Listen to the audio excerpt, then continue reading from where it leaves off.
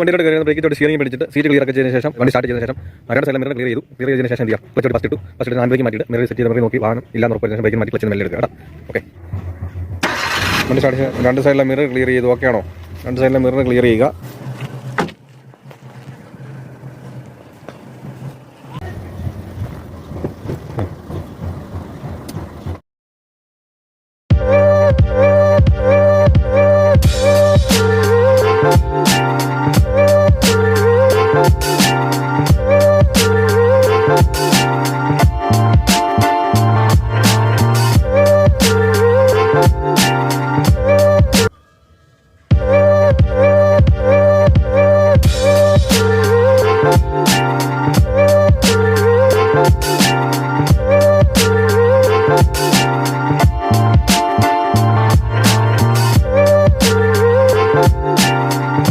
എൻ്റെ പേര് പാർവതി, ഞാൻ എടപ്പള്ളിയിൽ താമസിക്കുന്നു. വർഷം മുമ്പാണ് ഞാൻ ഡ്രൈവിംഗ് ലൈസൻസ് എടുത്തത്. പക്ഷേ വണ്ടി ഓടിക്കാൻ ധൈര്യമില്ലാത്തതിന്റെ പേരിൽ ഞാൻ അതിന് ട്രൈ ചെയ്തില്ല. ഞാൻ തൊമ്പി കൊച്ചി സ്വദേശിയാണ്. ഞാൻ 2003 ആദ്യമായിട്ട് ഡ്രൈവിംഗ് ലൈസൻസ് എടുക്കുന്നത്. ഒരു ഒറിജിനൽ കാർ ഓടിക്കുന്ന ഒരു ഫീൽ നമുക്ക് ജോസാറിന്റെ കൂടെ നമുക്ക് ലഭിക്കും. ഞാൻ ഹൈക്കോർട്ടിലാണ് വർക്ക് ചെയ്യുന്നത്. അപ്പം പലരിവട്ടം കല്ലൂർ നല്ല ട്രാഫിക്കുള്ള ഏരിയയിലൂടെ തന്നെ വലിയ ബുദ്ധിമുട്ടിലാണ് വണ്ടി ഓടിക്കാൻ പറ്റുന്നത്. ശരിക്കും ഞാൻ 2010 ഡ്രൈവിംഗ് പഠിച്ച് ലൈസൻസ് എടുത്തത്. എന്താ പറഞ്ഞത്, പഠിച്ച് ലൈസൻസ് എടുത്തത് അത്രയും മാത്രം അറിയാം. പക്ഷെ നമ്മൾ ഡ്രൈവ് ചെയ്യാൻ വേണ്ടി വണ്ടിയിലേക്ക് കയറുമ്പോൾ സാറ് പറഞ്ഞ ഓരോ കാര്യങ്ങളും നമുക്ക് പടിപടിയായിട്ട് ഓർമ്മ വരും. ഞാൻ ഇന്ന് ഈ വണ്ടിയുടെ ഡ്രൈവിംഗ് സീറ്റിൽ ഇരിക്കുന്നുണ്ടെങ്കിൽ അതിനുള്ള കാരണം ജിജോ സർ മാത്രമാണ്.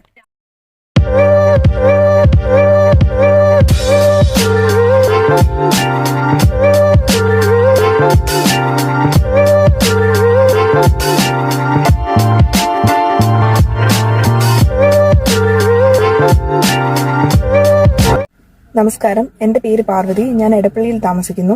2019 ഞാൻ 4 വീലർ ലൈസൻസ് എടുക്കുന്നത്. പക്ഷെ വണ്ടി തീരെ ഓടിക്കത്തില്ലായിരുന്നു, കാരണം ഭയങ്കര ടെൻഷനായിരുന്നു. ഒന്നുകൂടെ ഡ്രൈവിംഗ് സ്കൂളിൽ പോയി വണ്ടി ഓടിക്കാൻ പഠിക്കാമെന്ന് വിചാരിച്ചിരിക്കുമ്പോഴാണ് ജിജോ സാറിന്റെ കോൺടാക്ട് കിട്ടുന്നത്. സാറിന്റെ ഈ വണ്ടി ഓടിച്ചിട്ട് നോക്കിയിട്ട് പറഞ്ഞു, അത് കോൺഫിഡൻസ് ഇല്ലാത്തത് വേറൊന്നും കൊണ്ടല്ല, ബേസിക്സ് ക്ലാരിറ്റി ഇല്ലാത്തത് കൊണ്ടാണ്. എന്തായാലും സാർ എന്നെ നന്നായി വണ്ടി ഓടിക്കാൻ പഠിപ്പിച്ചു.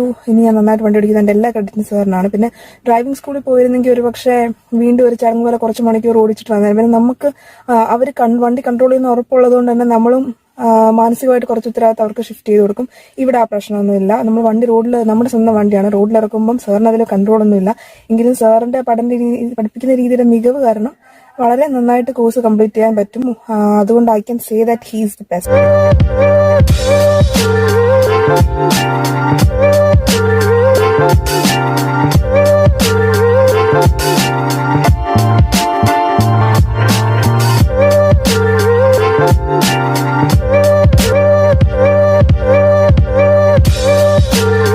ഏഴ് വർഷം മുമ്പാണ് ഞാൻ ഡ്രൈവിംഗ് ലൈസൻസ് എടുത്തത്. പക്ഷേ വണ്ടി ഓടിക്കാൻ ധൈര്യമില്ലാത്തതിൻ്റെ പേരിൽ ഞാൻ അതിന് ട്രൈ ചെയ്തില്ല.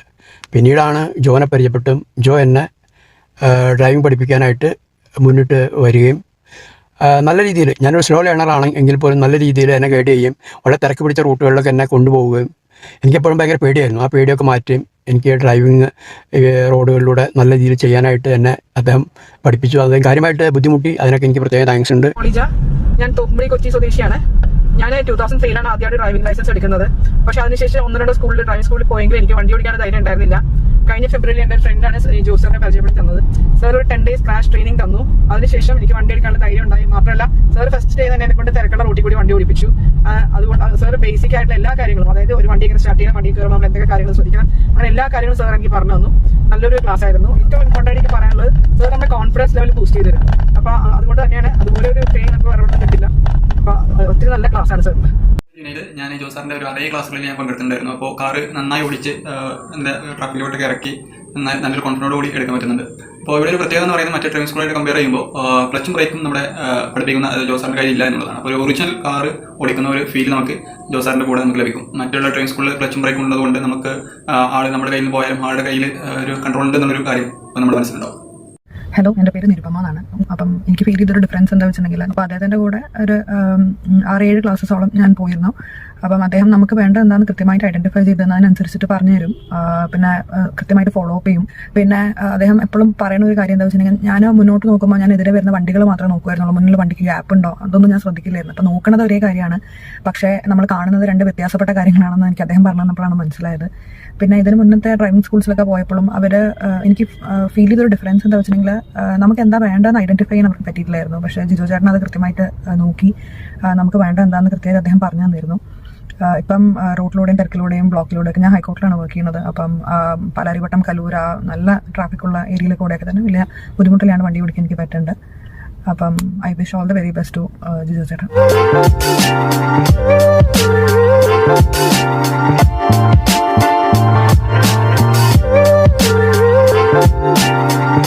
കളമശ്ശേരി.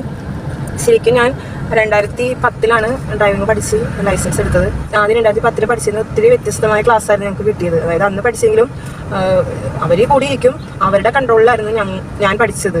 ഒരു എന്താ പറയുന്നത്, പഠിച്ച് ലൈസൻസ് എടുത്തത് അത്രയും മാത്രം അറിയാം. പക്ഷേ ഇപ്രാവശ്യം പഠിക്കാൻ വന്നപ്പോൾ, അതായത് നമ്മൾ എങ്ങനെയാണോ ആദ്യമായിട്ട് ഒരു നഴ്സറി ക്ലാസ്സിൽ പോയിട്ട് പഠിച്ച് നഴ്സറി കഴിഞ്ഞ് പിന്നെ 1ാം ക്ലാസ്സിലേക്ക് വന്ന് അതുപോലത്തെ ഒരു സ്റ്റെപ്പായിട്ടുള്ള ഒരു പഠിത്തമാണ് സാറിൻ്റെ ക്ലാസ്സിൽ നിന്ന് എനിക്ക് മനസ്സിലാക്കാനായിട്ട് കഴിഞ്ഞത്. ഒത്തിരി ഉപകാരപ്രദമായ ക്ലാസ് ആയിരുന്നു. എന്നെ സംബന്ധിച്ച് എനിക്ക് ഭയങ്കര പേടി കൂടാണ്ടൊക്കെ എനിക്ക് ഓടിക്കാനായിട്ട് പറ്റുന്നുണ്ട്.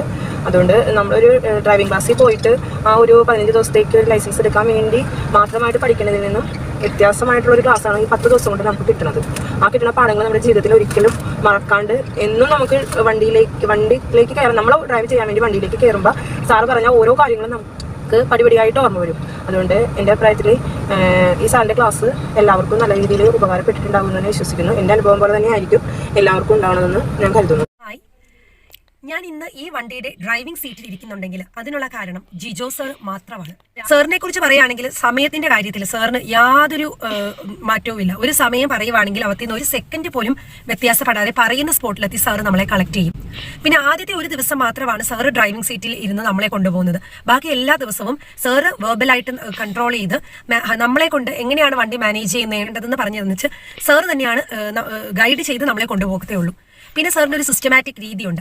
ആദ്യത്തെ ദിവസം കാണുമ്പോഴേ സാറിന് മനസ്സിലാകും ഇയാൾക്ക് ഏകദേശം എത്ര നാളെടുക്കും ഇത് പഠിച്ചെടുക്കാനായിട്ട്.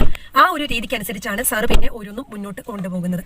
പിന്നെ സാറിന്റെ ക്ഷമയെക്കുറിച്ച് പറയുകയാണെങ്കിൽ ഒരിക്കൽ പോലും നമ്മളെ ബുദ്ധിമുട്ടിപ്പിക്കാനോ പറയുകയാണെങ്കിൽ ഇനി ഒരുപാടുണ്ട്, അതിനുള്ള സമയമില്ല. അത് കാരണം തൽക്കാലം നിർത്തുന്നു. Thank you Jijo sir.